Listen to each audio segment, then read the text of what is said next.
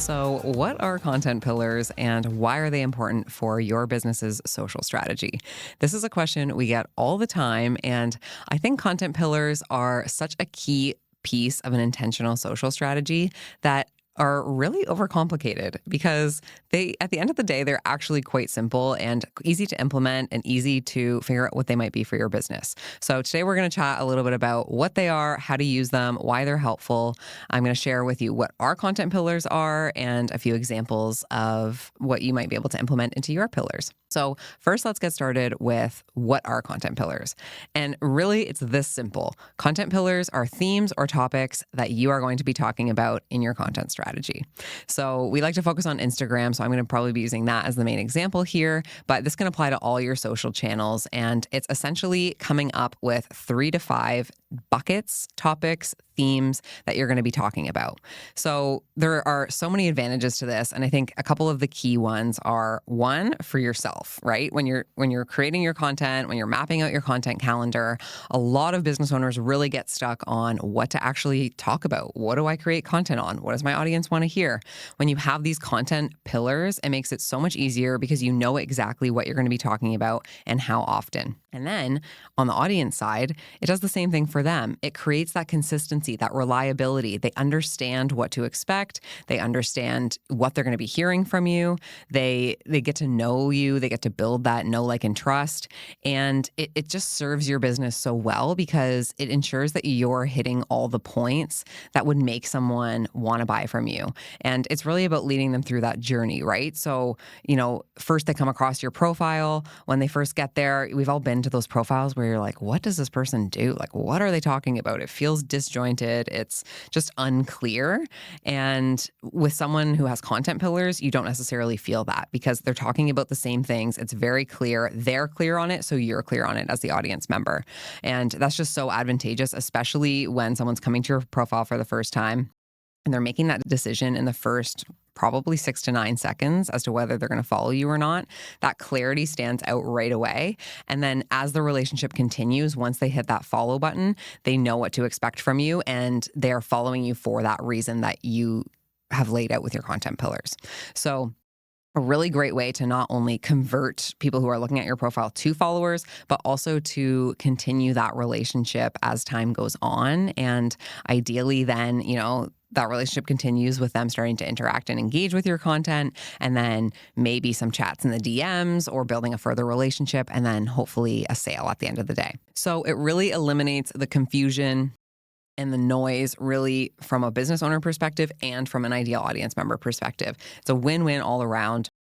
Also creates more clarity for you when you're talking about your business and you're talking about your social strategy and explaining to people what you do. Even things like your bio, your pinned posts, your highlights, all these things can be informed by your content pillars because they're the key themes and topics that you are bringing to your social strategy. So there are a few things to keep in mind when picking your content pillars. And I think it might be helpful if I share our content pillars at the Social Snippet so you can get a little bit of an idea of what this can look like in practice. Another thing to note before I jump into that is these can change at any time. And in fact, I think they should change. So for a personal brand, I think these can change very often. If you look at someone like Jenna Kutcher, she used to only post about photography, right? And now she's expanded to motherhood, and then it was Pinterest and all these different things. And we've sort of followed her along on her journey as a human, and that's going to change, right? We change and grow as humans. And so our personal brand content pillars especially, I think, can change quite often. As a business, it's okay to hold on to them a little longer, like even for years, especially if they're continuing to work and maybe your business is remaining the same or similar to kind of how it's been in the past. Totally fine to keep them for a long period of time. Also fine to change them. And you can change them based on what's working, what's changing in your business, what you're feeling, what's resonating with your audience. But definitely get started with a solid 3 to 5 and then work from there to see what adaptations and changes you might want to make in the future. And the nice thing about content pillars is they can be whatever you want them to be. Whatever makes the most sense for your business and your ideal audience is what you should go with. They can be super, super niche and specific. They can be super broad and encompass a lot of things. For us at the Social Snippet, we have a lot of services. We have a lot going on. We do a lot of things. So our content pillars are intentionally broad so that we can capture all the things that we do and explain them in a way that makes sense to people. If you had a very niche business where maybe you just sold one product. Like I have a friend who has a paddleboarding business. One of her content pillars might just be like, what are the best paddle boards? Right? That's super, super niche. That same level of niche would not work for us because we do such a wide variety of things that's a little bit more broad in the digital marketing world. So one of ours is value add content. This is social media tips, podcasting tips, really just giving back to our audience and educating them on our key areas of expertise, which are social and podcasting. So this is things like fonts that are trending for Reels right now, podcast SEO, how to get great guests on your podcast, how to repurpose your podcast into 20 different clips that you can use across social, just giving back to our audience in that value add type way that we love to tell our clients to focus on as well, because it really just makes the audience's life better in some way, helps them, educates them, entertains them, really brings that to life for them. Our next one would be our services and sort of a more sales type content pillar. So this is where we talk about what we actually do. We have a ton of services. We have social media services, podcast production, content sprints, mini shoots, like all these different things, our social business club membership, and all of that is encompassed in our services content pillar. So this is where we might share something like a behind the scenes at our content sprint, or what does it look like when you book a content sprint? What's included? More informational. These are posts that will likely get less engagement, but are the ones that educate our ideal audience on what our offerings are and can bridge that gap from them being an audience member to them being a customer. This is a really important one that I think almost every business should probably have in their content pillar strategy. You do at some point, I know we always talk about adding value, but you do at some point need to also talk about what you sell and what that looks like and really map that out and make that clear for people so they know if they're a fit for your service and they can hopefully then buy from you. And then the last one is more of like a personality type content pillar where we share updates from myself and Christina, the founders, and do some like day in the life stuff. This is really to build know, like, and trust, and to show the more human element to our business. So we are, a small business, female entrepreneurs. A lot of people relate to that. A lot of people love us for that reason. And it really helps our potential future clients and our audience really just get to know us better and understand us, understand our values, see some sneak peeks into like the day in our life and things like that, and really build those connections with our audience and nurture those relationships. So those are ours. That can show you a little bit of what it might look like to create some content pillars for yourself. Maybe you got some ideas from that. I'll give another example too, just maybe a different business from ours so that you can get a better idea as well. Let's say we had like a candle shop where we sold candles, and these candles were really like ethically made. They were hand poured. They were really healthy. What might some content pillars be for that business? I think a really important one is obviously the product. So showcasing the product, showing it in people's homes, having videos of someone lighting it, and then talking about the benefits of the product. Why is it better? Why is it healthier?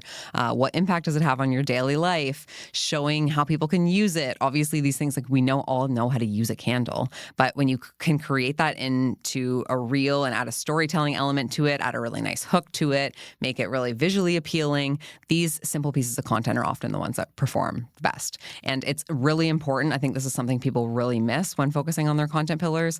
You actually need to talk about what you're selling and why should people buy it. And it doesn't have to come off in a salesy way. It can be done with a softer approach, but you really do need to showcase what you're selling. So that would be a great one to start with. Another cool pillar for that business could be, like a in the store kind of vibe. So what to expect when you come into the store? What does it look like in the store? Maybe a little clip of like the happy people waving, like the customer service kind of vibe. Like we love to welcome customers into our store. For me personally, when I go to a restaurant, I'm always creeping their Instagram to see what it looks like and see what the situation is before I actually go in. And I think for brick and mortar companies, that's a really important piece of it, right? So that could be a content pillar for them. Another one could be client reviews or testimonials or showcasing, what people are saying about the candles. Another one could be the founder story. So maybe I'm the founder and I, had all these toxic candles and I learned about the consequences of that. And that led me down this path where I wanted to make these this healthy, non-toxic version. And I just share about my story, my journey, what it's like to be a business owner. And like I said with Christina and my pillar for the social snippet, just building that know, like, and trust with the audience so that you can further nurture that relationship. And there you have it. I think that's probably enough. That's 4. I know we had 3 for the social snippet, although they're quite broad. 4 examples for this. You can have 5, you can have 3. They can be super vague and encapsulate like a few things. They can be really niche and just be super focused on one thing. It's really dependent on what is best for your business. And this is something we love to chat about in the Social Business Club, which is our membership where we teach entrepreneurs how to do their own social. So if you're interested in getting hands-on help with creating your content pillars, we'd love to help you. We'll leave the link in the description, and you can use code YouTube to get your first month for $1. Just some other things I think to keep in mind before you get started on this journey is, I know it can seem like a lot of work, but it's super helpful once you have these pillars nailed down. It doesn't actually have to be that complicated, right? So ask your ideal clients what they think might be a good idea. Talk to friends or join the Social Business Club.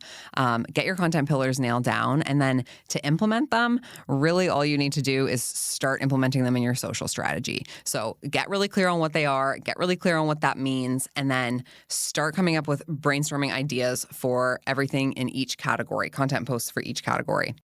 Once you have that, you can implement that into your strategy. So for content pillars, a lot of the times you can kind of just evenly distribute them. If you have 5, and let's say you're doing 5 posts a week, 1 for each pillar every week, done, right? But it's also up to you. If you want to focus more heavily on one pillar, if it's easier to create content for one pillar, you can lean a little bit more into those ones.